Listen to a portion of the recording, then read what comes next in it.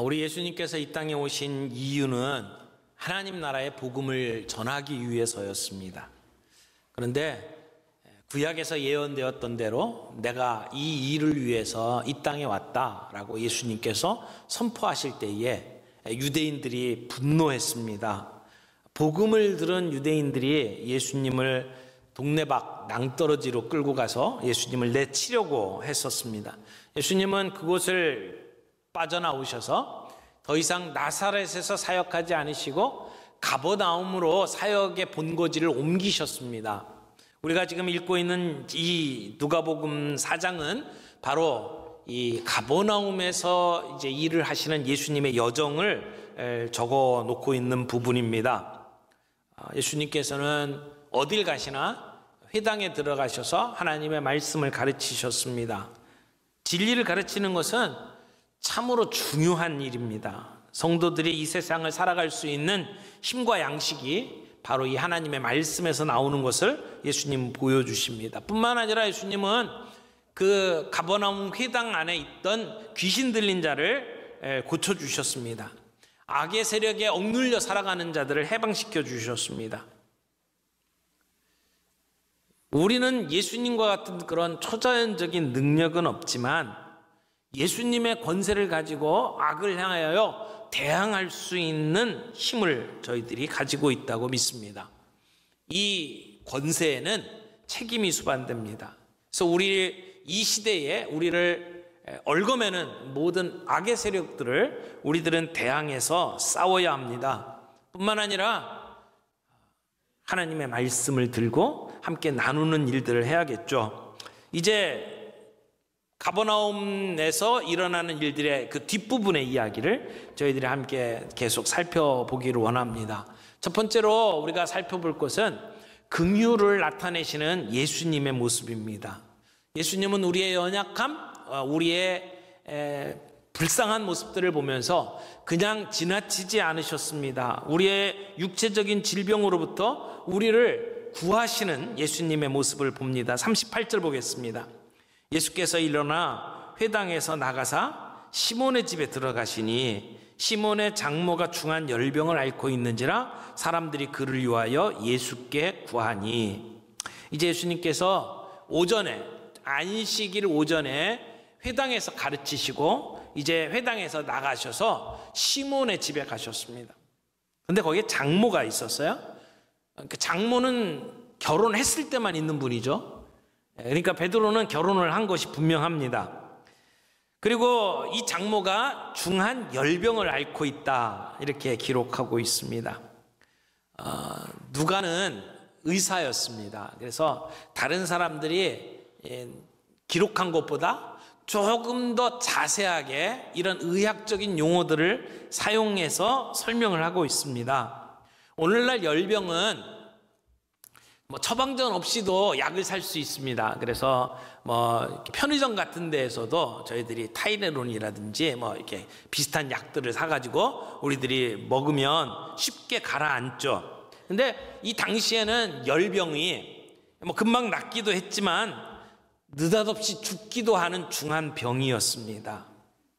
근데 지금 시몬의 장모가 중한 열병을 앓고 있습니다. 여기 앓고 있다라고 하는 말의 표현은 이전에도 있었고 지금 또 반복됐다 그런 뜻입니다. 지금 시몬의 장모가 열병에 고통을 당하고 있습니다. 괴로워하고 있습니다. 그 모습을 보면서 사람들이 예수님께 구했다라고 본문이 기록하고 있습니다. 그 장모를 위해서 사람들이 예수님께 구했습니다. 고쳐달라고 말씀을 한 거죠. 예수님은 의사가 아닌데 왜 사람들이 예수님께 병 낫게 해달라고 구하고 있을까요? 예수님은 이미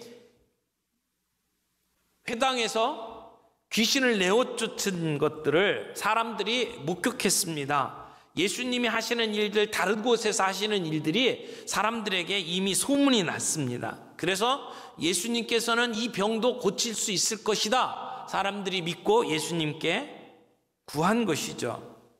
예수님은 실제로 그를 고칠 수 있는 능력이 있었습니다. 그래서 예수님은 열병을 향하여 꾸짖었고 그 병은 곧 그를 떠났습니다. 지금 바로 앞에 예수님께서 회당에 있던 귀신을 꾸짖어서 귀신이 떠나게 만드셨는데, 이어서 오늘 이 본문에는 예수님께서 병을 꾸짖으시니까 그 병이 떠나는 것을 기록을 하고 있어요.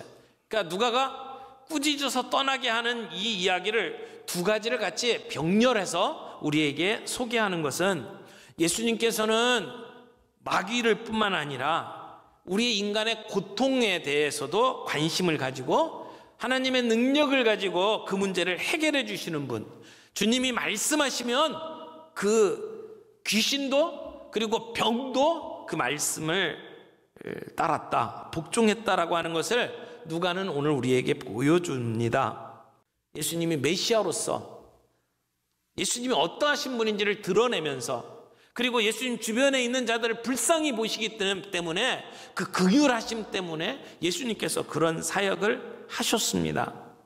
그래서 오늘 장모, 시몬의 장모의 열병을 꾸짖어서 병을 고쳐주셨습니다. 어쩌면 예수님께서 바람과 풍랑을 향해서 명하신 것처럼 지금 시몬의 장모를 괴롭히고 있는 그 바이러스를 향해서 명령하셨다, 이렇게 보실 수도 있을 겁니다. 어쨌든 예수님은 고치셨어요. 어떤 방법과 어떤 역할을 통해서 이 일이 이루어졌는지 우리는 자세히 설명할 수는 없지만, 예수님의 능력으로 시몬의 장모의 열병은 고쳐줬습니다. 그래서 장모가 일어나서 예수님을 수종들었다. 본문은 그렇게 이야기합니다. 수종들었다라고 하는 이야기가 아마도 예수님의 식사를 대접하지 않았을까. 아파서 누워있던, 열이 펄펄 끓던 사람이 일어나서 예수님을 모시고 식사를 대접하고 있고, 이것은 그가 육체적으로나 정신적으로 완전하게 회복되었다라고 하는 것을 우리에게 보여줍니다. 이 1읽고 40절에 이어서 이렇게 이야기를 합니다. 해질 무렵에, 여러분, 이 날이 어떤 날이죠? 지금 안식일입니다. 안식일이 끝나는 시간이에요. 해질 무렵. 유대인들은 하루를 어떻게 계산을 했냐면, 해가 질 때부터 하루가 시작이 되어서 그 다음날 해가 질 때까지가 하루예요. 그러니까 우리는 밤 12시부터 그 다음날 12시까지, 밤 12시까지가 하루로 계산을 하지만, 유대인들은 더 앞으로 당겨져 있죠. 그래서 저녁에 해가 지면 하루가 시작되는 거예요. 그리고 낮이 쭉 진행되다가 해가 지면 그날이 끝나는 거거든요. 그래서 안식일이 금요일날 저녁에 해가 지면서 토요일날 해가 질 때까지예요. 그게 안식일입니다. 그러니까 안식일에는 뭐 무거운 거 들면 안 되죠. 멀리 걸어가면 안 되죠. 그러니까 예수님이 이런 병 고치는 능력이 있다는 것을 알면서도 예수님께 환자들을 데리고 올 수가 없었어요. 왜? 안식일이니까. 근데 해가 져요. 이제 안식일이 끝나는 거죠. 기다렸던 마음에 예수님께, 자기들이 알고 있는 내 주변에 있는 사람들을 데리고 예수님께 오는 겁니다. 그러니까 예수님의 소문을 듣고 많은 사람들이 안식일이 끝나기를 기다리고 있었습니다. 지체 없이 병든 자들을 데리고 예수님께 오는 그 사람들의 급한 마음을 여기 해질 무렵에 라고 하는 말을 통해서 우리는 볼 수 있습니다. 그런데 해질 무렵에 사람들이 온갖 병자들을 데리고 나오매, 온갖 병자들이에요. 예수님께서 소경도 눈을 뜨게 하시고 안진뱅이를 일으키시고, 그리고 열병도 고치시고 문둥병도 낫게 하시고, 예수님은 모든 병을 고칠 수 있는 능력을 가지신 분이라는 것을 사람들이 알았어요. 그래서 온갖 병자들을 다 데리고 예수님께 나옵니다. 예수님은 어떻게 하셨어요? 40절에 보니까 예수께서 일일이 그 위에 손을 얹으사 고치시니, 여기 강조점이 일일이라고 저는 생각을 해요. 일일이. 예수님께서는 한 사람 한 사람 애정을 가지시고 그들을 만나 주셨어요. 그들을 치료해 주셨어요. 뿐만 아니라 여기 일일이라고 하는 말에는 그 어떤 병도 문제가 되지 않았다는 것을 의미합니다. 예수님이 치료하실 수 없는 병은 없었습니다. 근데 뿐만 아니라 일일이 어떻게 하셨어요? 그들 위에 손을 얹었대요. 환자들을 만지는 거 쉽지 않잖아요. 예수님 능력이 있어요. 말씀 한마디면 해결할 수 있잖아요. 근데 예수님은 그 환자들의 환부에 손을 대시고 사람들이 꺼려하는 그들의 몸을 만지셨어요. 그리고 그들을 고쳐주셨어요. 예수님이 누군지를 보여주시는 겁니다. 모든 인간이 헤어나올 수 없는 이 고통이라고 하는 문제, 우리의 질병으로 인해서 우리가 당하고 있는 이 문제를 우리 주님은 해결해 주실 수 있는 능력이 있습니다. 오늘 우리는 이 세상을 살면서 예수님과 같은 능력은 없어요. 그러나 예수님이 가지고 있었던 이 관심과 이 긍휼한 마음은 오늘 우리에게도 동일하게 이어진다고 믿습니다. 그리고 우리가 그분을 의지하고 나아가면 그 예수님의 능력이 우리를 통해서 역사하실 것을 믿습니다. 예수님은 2000년 전에 우리와 같은 모습을 입고 이 땅에서 일하셨지만 예수님은 승천하시고 그리고 지금도 이 땅에 예수님의 몸인 교회를 통해서 일하고 계십니다. 오늘도 주님은 우리를 통해서 일하셔요. 그래서 고통당하는 자들을 향하여 긍휼한 마음을 베푸시고 그들을 고치시는 역사를 베푸십니다. 누구를 통해서? 교회를 통해서. 우리가 교회입니다. 우리를 통해서 주님은 이 일을 하신다는 겁니다.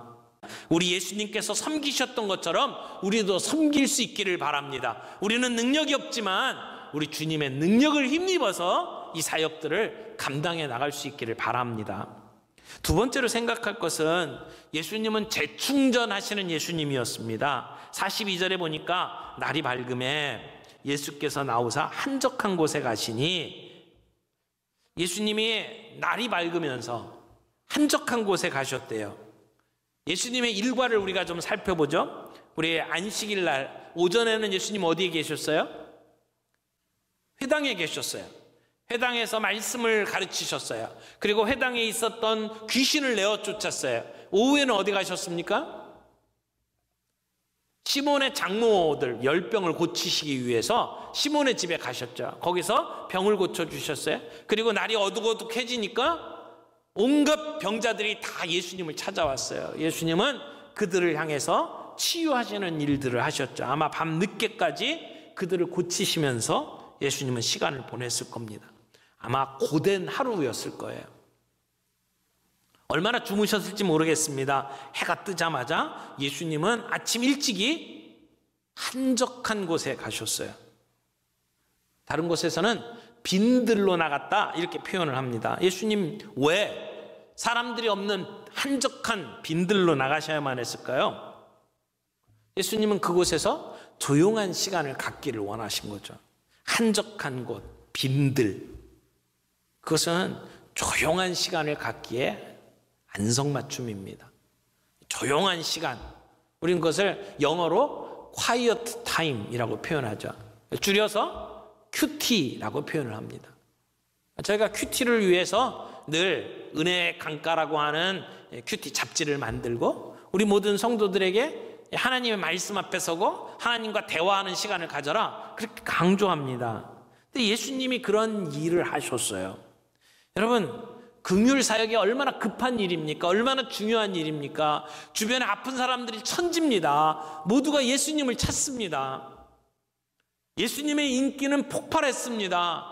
그런데도 예수님은 그 일에 매몰되지 않으셨어요. 거리를 두시고 그리고 나만의 시간을 가지셨습니다. 재충전의 시간을 가지신 거죠. 사람들이 나를 찾고 있는 그 와중에도 예수님은 그 공적 사역에서 물러나셨습니다. 그리고 하나님과 대화를 했어요. 조용한 시간을 가졌습니다. 하나님의 음성을 듣는 시간을 가졌습니다. 우리가 세상을 살면서 얼마나 바쁩니까? 우리 가족들을 돌보는 일, 직장 일하는 거, 사업하는 일, 거기에다가 교회에서 맡겨준 일들, 정신없이 바쁜 일들이 많이 있죠. 그러나 우리는 그 일 속에서 조용한 시간을 갖는 그 시간을 빼야 합니다. 예수님은 하나님의 아들이시면서 동시에 인간이셨습니다. 하나님은 전능하신 분입니다. 예수님도 전능하신 분이죠. 동시에 인간의 몸을 입고 있기 때문에 그 전능함을 스스로 포기하셨습니다. 그리고 우리와 똑같이 피곤한 삶을 사셨어요. 하루 종일 피곤한 일들을 하고 더 자고 싶을 때인데 예수님은 일어나셔서 하나님과의 교제의 시간을 가지셨다는 거죠. 육체적으로, 정신적으로, 감정적으로, 영적으로 예수님은 우리와 똑같이 필요를 갖고 있는 분이었습니다. 그 일을 위해서 예수님은 한적한 곳에 조용한 시간을 확보하신 겁니다. 그런 재충전의 시간이 있었기 때문에 하나님과 나누는 이야기들 속에 예수님은 자신의 사명이 무엇인지를 분명하게 붙잡으셨습니다. 예수님이 이 새벽의 시간들을 갖고 난 다음에 이렇게 말씀하십니다. 하나님 나라 복음을 전하여야 하리니 나는 이 일로 보내심을 입었노라. 예수님은 본인의 사명을 더 분명하게 말씀하십니다. 오늘 우리가 이 예수님의 모습을 배워야 합니다. 조용한 시간을 갖는 것, 하나님과 독대하는 시간을 갖고 주님의 음성에 귀를 기울이고 오늘 하루 시작하는 모든 일들을 주님 앞에 내려놓고 주님께 여쭤보는 시간, 그 시간이 우리를 살리는 시간입니다. 내가 누군지를 알고 내가 어디로 가야 되고 내가 무엇을 할지 알 수 있도록 만드는 시간. 우리 모두가 우리의 시간 속에 이 시간을 확보하기를 바랍니다.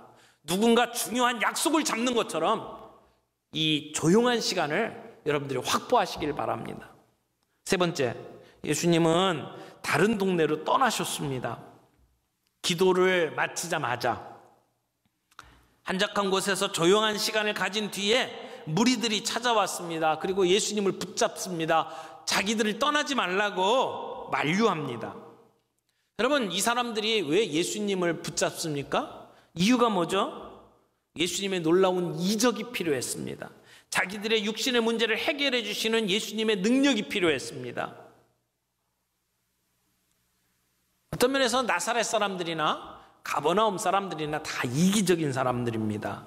병낫게 하고 귀신 쫓아내는 그 능력을 원하는 것이지 예수님을 원한 게 아닙니다. 예수님께서 물고기 2마리 떡 5덩이로 5,000명을 먹이셨을 때에도 그 사람들이 예수님을 왕으로 삼기를 원했습니다. 근데 예수님은 그들을 오히려 떠나셨습니다. 예수님은 그들의 마음을 아셨기 때문에 그렇습니다. 그들이 예수님을 왜 왕으로 세웠습니까? 그들은 떡 먹고 배불렀기 때문입니다. 그들의 육체적인 필요를 예수님께서 해결해 주신다고 믿었기 때문에 그분을 왕으로 세우기를 원했던 것입니다.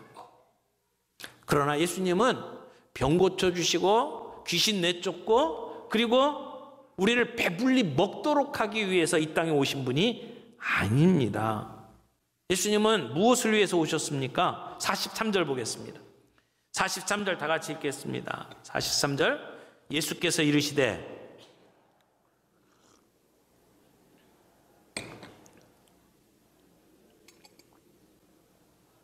나는 이 일을 위하여 보내심을 받았다. 이게 예수님의 사명 선언입니다. 이 일, 하나님 나라의 복음을 전하여야 하리니. 예수님은 그래서 가지 말라고 하는 사람들의 부탁을 거절하셨습니다. 예수님이 그들을 불쌍히 여기지 않은 것이 아닙니다. 예수님이 이 땅에 오신 근본적인 이유가 무엇인지를 예수님은 놓치지 않고 있었기 때문입니다. 예수님은 죄로 인해 멸망당할 수밖에 없는 사람들에게 기쁜 소식을 전하기 위해서 오신 분입니다.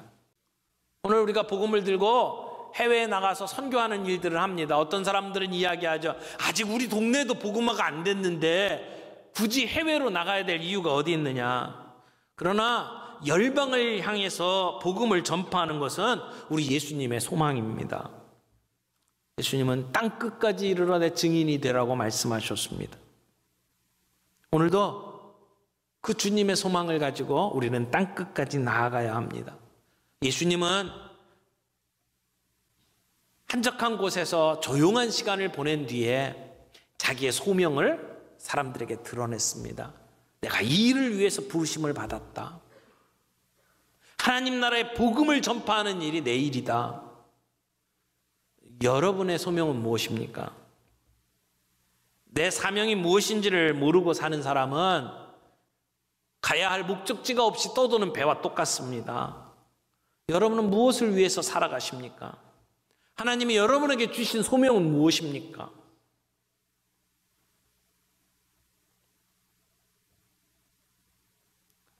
말씀을 맺겠습니다. 예수님은 긍휼을 베풀어 주셨죠. 우리의 육체적인 질병 가운데 우리를 건져주시는 분이 주님이십니다. 열병을 꾸짖으시면서 시몬의 장보에 열병을 고쳐주셨습니다. 가까이 가셔서 손을 붙잡고 일으켜 주셨습니다.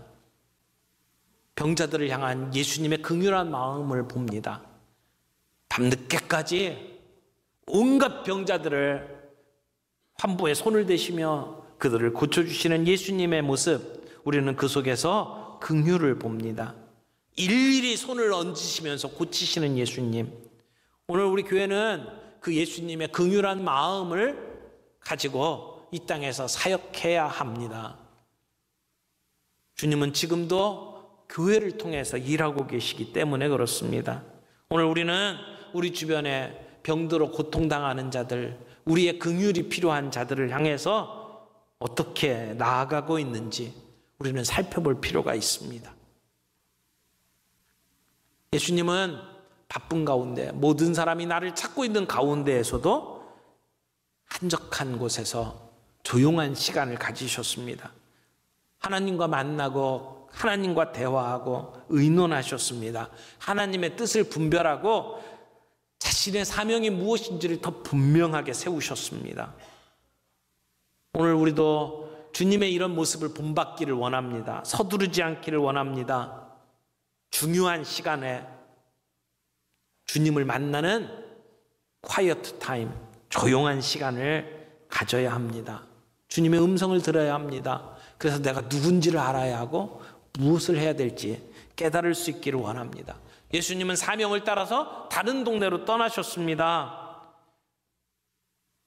주님이 우리들에게 주신 사명은 무엇입니까? 우리의 발걸음은 어디를 향하고 있습니까? 그저 편안한 곳, 그저 안락한 곳, 그곳에 머물러 있지는 않습니까? 예수님은 복음이 우리 안에만 머물러 있는 것을 원하지 않습니다. 고이는 물이 썩듯이 복음이 우리 안에서 고여 있으면 우리는 부패할 수밖에 없습니다. 하나님은 생명의 복음이 우리를 통해서 세계 곳곳에 전파되기를 원하십니다. 복음의 씨를 뿌리는 저희들이 되기를 원합니다. 주님의 심정을 가지고 주님의 발걸음을 따라서 함께 걸을 수 있는 저와 여러분들이 되기를 원합니다.